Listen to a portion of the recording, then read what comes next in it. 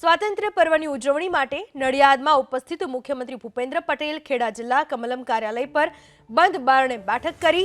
બેઠકમાં મધ્ય ઝોન પ્રભારી ગોરધન ઝડફિયા, ખેડા જિલ્લા પ્રભારી સહિતના નેતાઓ ઉપસ્થિત રહ્યા।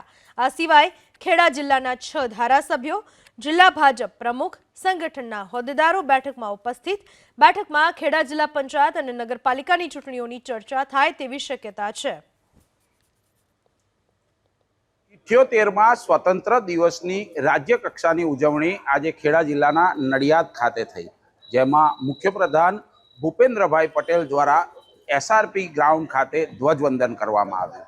ધ્વજવંદન બાદ મુખ્યપ્રધાન કમલમ ખાતે પહોંચ્યા હતા અને અહીં આગળ બંધ બારણે એક મીટિંગ થઈ।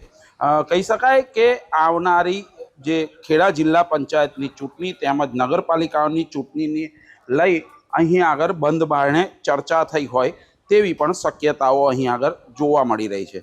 મહત્વની વાત કરવામાં આવે, મુખ્યપ્રધાન ભૂપેન્દ્રભાઈ પટેલની સાથે મધ્ય ઝોન પ્રભારી ગોરધનભાઈ ઝડફિયા, જિલ્લા પ્રભારી સહિતના નેતાઓ અહીં આગળ ઉપસ્થિત રહ્યા હતા।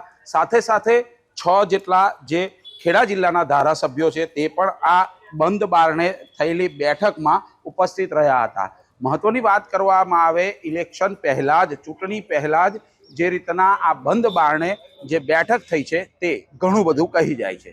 જલ્પેશ પટેલ, એબીપી અસ્મિતા, નડિયાદ।